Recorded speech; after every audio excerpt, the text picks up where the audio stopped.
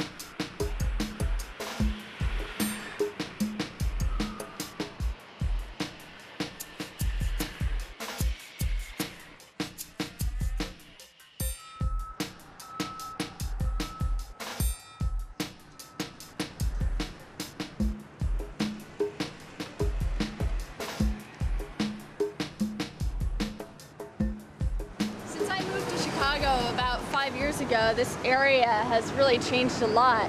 Even since I started making this video 2 years ago, it's really transformed. Across the street there used to be a functioning Puerto Rican bakery, and over there was a check cashing place. There were no fancy restaurants or anything like that on this street, really. But all this development here is targeted toward people just like me. Basically 20-something, 30-something white professionals, artists, students. And in a lot of ways that targeting is really effective. I like sushi, I like going to record stores, so I participate in these things. But I also know that just 5 blocks down that way, in fact I can almost see them from here, are the Puerto Rican flags at the corner of Division and Western. And so if this development spreads just a few blocks further that way, it's going to overtake that neighborhood.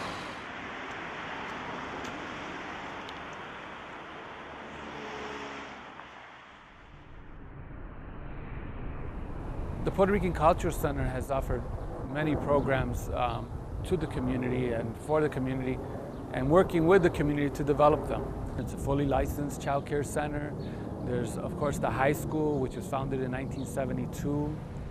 But the center's moving because there's a lot of development happening here in this area. And a lot of the people, the Puerto Rican people that once lived in this area are no longer here. But most of the people now have moved in, and it's no longer a Puerto Rican community. And we knew that this was coming. We knew that eventually this was going to be developed. So what we wanted to do was develop a space on or within the Puerto Rican community.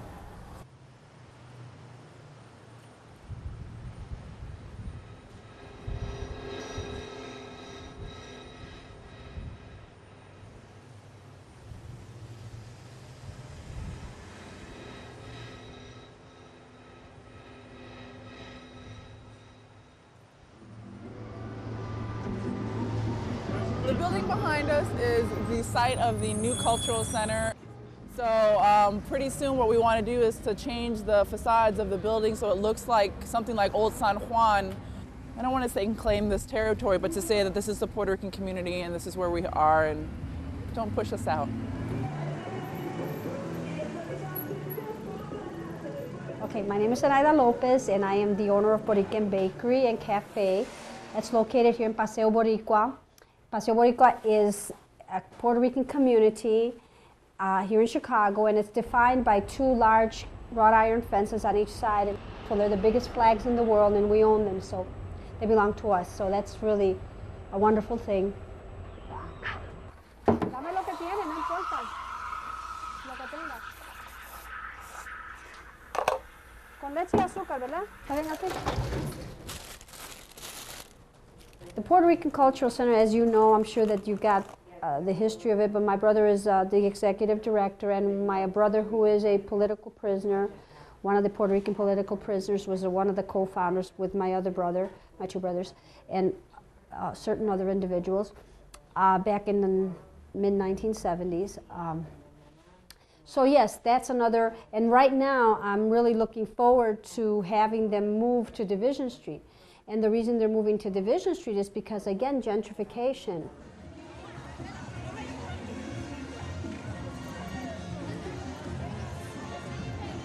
I've lived in the Puerto Rican community here in this area for more than, I would say for approximately 30 years.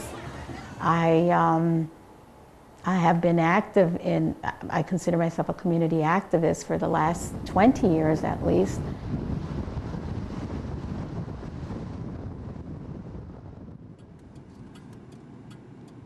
The changes have been, it's changed a lot. The businesses that are in certain areas never existed. They were neighborhood Puerto Rican bodegas or stores and restaurants. They're no longer there. I mean, we have Kmart, we have Jewels, we have Popeyes. Those never existed. It was primarily Puerto Rican run restaurants and stores.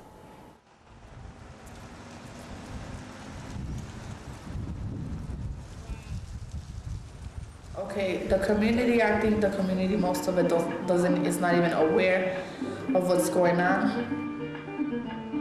And now we're just gonna build all these buildings, you know, knowing that we can't afford that, you know. So that's basically like saying you have to move, you know. And it doesn't matter if there's a bunch of white people, Mexican people, black people, Puerto Rican people all together, you know, but that's just not what's gonna happen. What's happening is they're just kicking Puerto Rican people out, Mexican, no matter whatever you are, you don't got the money, you gotta go.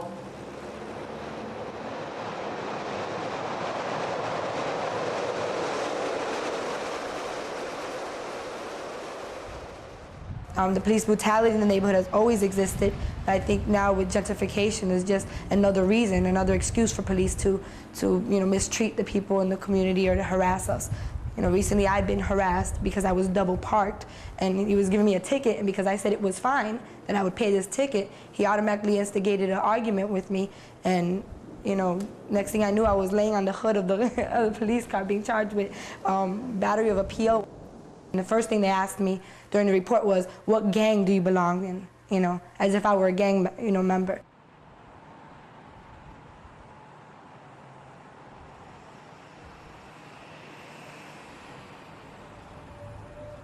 Gentrification is totally racist.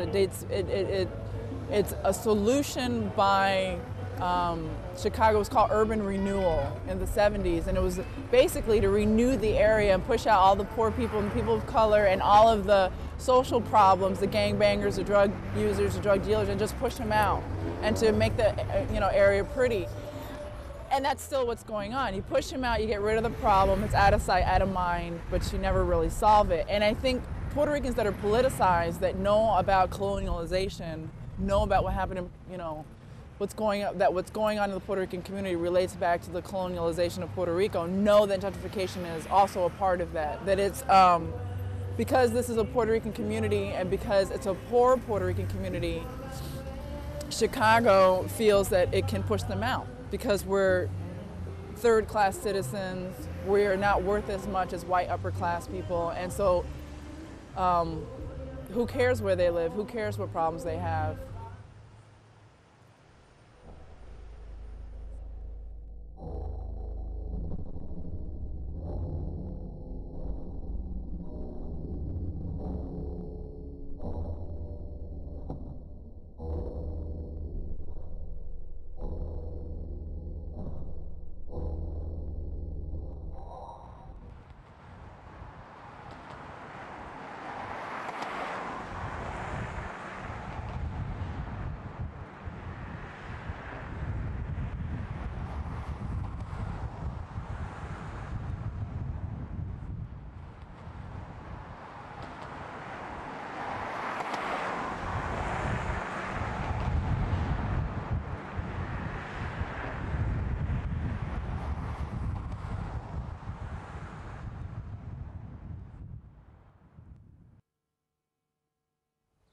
Our goal here at the center is not to tell people that Puerto Rico should be independent. I think our goal here is to work with people so they could have a critical and analytical thought process on why things exist the way they do. And when you begin to start to analyze the Puerto Rican reality and history and culture and the issues, you're gonna find out that there is a very important issue that needs to be addressed, and that's colonialism.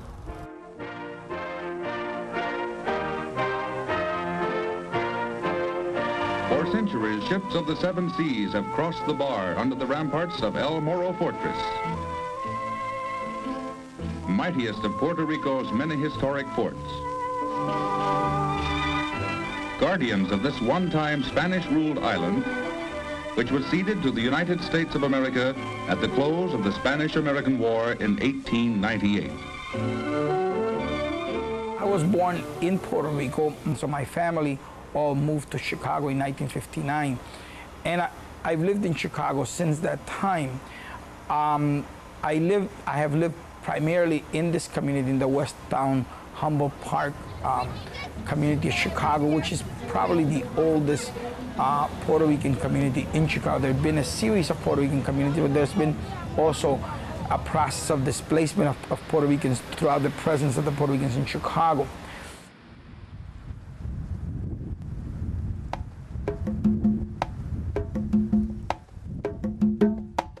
So what does it mean to be a nationality? Because I don't think we could really talk about a nation, but more about a nationality within the context of the U.S. empire. I'm talking about people who have historically been objectified, who have been treated as objects, which is what colonialism is. They are in this country within the contour of the 50 states. It has been the exclusion of those people, putting them in reservations, putting them in ghettos, putting them in areas that obviously you don't want them to be part of your society. And so I think Malcolm X once said it, if I can paraphrase him, when he said, "Sitting on your table without food on my plate does not make me a diner. Living in America without enjoying the benefits of American citizenship does not make me an American." I think that's the best way to explain the idea of a nationality within the context of the United States. And today, Puerto Rico is an integral part of the American economic system, a new frontier for business enterprise. But I see the colonialism. I see that, we have this mentality that it's very dependent mentality, and I think sometimes it's frightening because you don't understand. We lose sense of community. You go to school, you get a decent job, you start earning some money, and instead of coming back here, they'll go someplace else, and that's part of the colonialized mentality because they don't have anything to identify with. On our way up to the picturesque El Yunque mountain resort, we passed the village of Jayuya, scene of the recent ill-fated nationalistic uprising by the insurgents. Well, we're here at the Dr. Pedro Albizu Campos Museum, and it's in the Puerto Rican Cultural Center. Albizu Campos, personally, he was born in 1891. He was the first Puerto Rican to graduate from Harvard in 1921. Albizu Campos, when he returned to the island in 1921, he was a lawyer. He worked for free. By 1930, he became president of the Nationalist Party.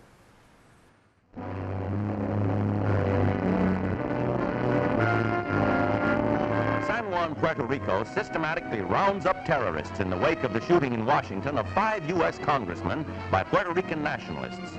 In an attempt to stamp out what Governor Munoz Marin calls the poisonous snake of subversion, police come up with the prize catch, 62-year-old Pedro Albizu Campos, Nationalist Party leader. Campos is smoked out of his retreat by tear gas, but not before 150 shots are exchanged with police and homemade grenades exploded.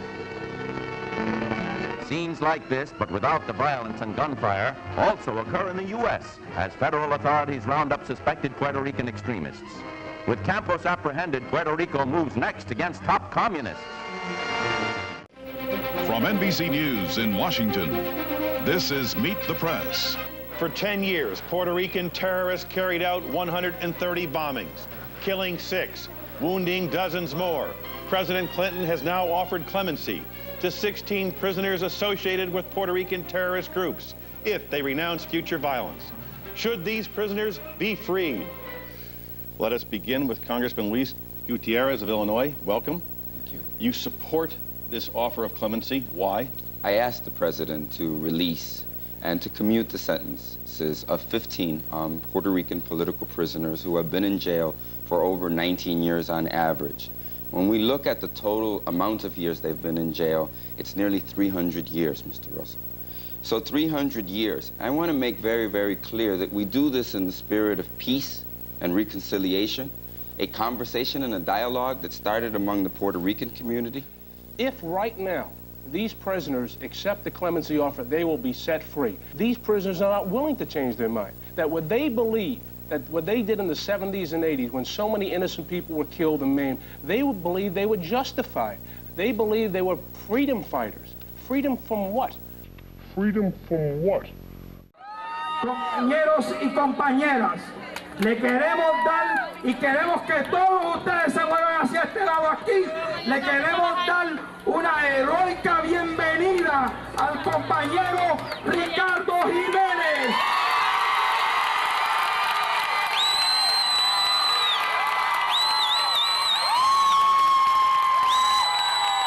In the last 3 weeks, the people who believe that the only thing that you can do is talk about hysteria, the only thing you can do is use sound bites about terrorism. Well, we have been able to engage at least those who were willing to listen and the debate to contextualize this. This is about Puerto Rico. It's ultimately about colonialism, and it's ultimately about creating a new environment of reconciliation. This is what the 21st century speaks about.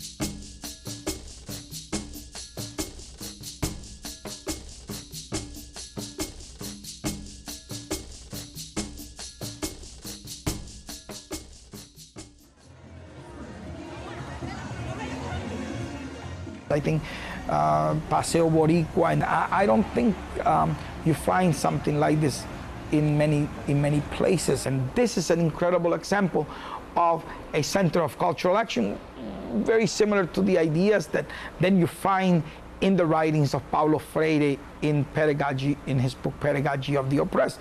So it's the model of that model that we begin to use, of creating a community of resistance, spaces, obviously in this case an urban space that had been left to us, and that we took even in a smaller unit and were able to have a place where we could reflect and act upon our reality, and most importantly, to be able to transform and change that reality.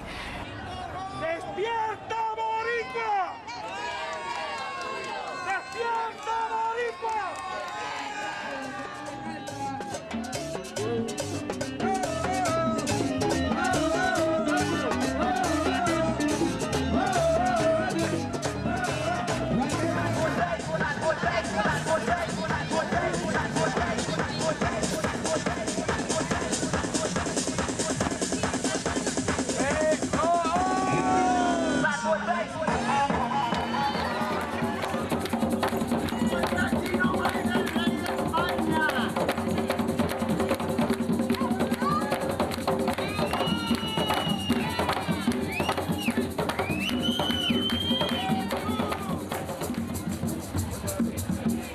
I grew up in Indianapolis, and I grew up around white people. I never really was raised around Puerto Ricans because my father was in the Army and we always moved around a lot.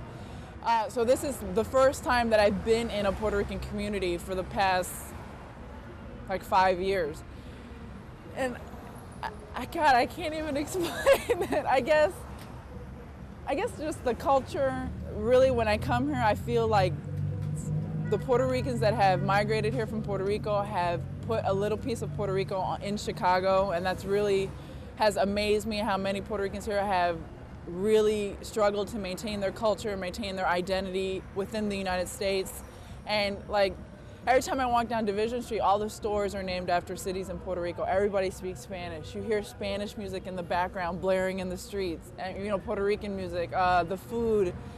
And that, to me, is what's so special about this community, is that it's so obviously Puerto Rican when you come through here, and that this community has tried so hard to maintain their identity and not to lose it, even though, like Chicago and the politics and everything is trying to push them out.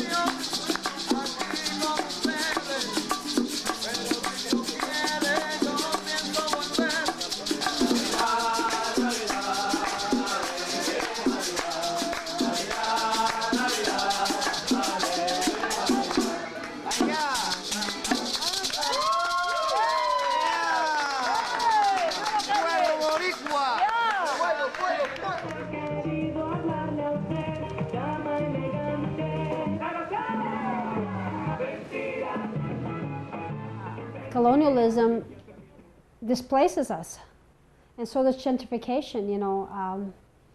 So yeah, I can relate to the both of them. People say, oh, they're going to take the flags down once gentrification takes place. Over my dead body, there will be bloodshed. That's not going to happen. It will never happen.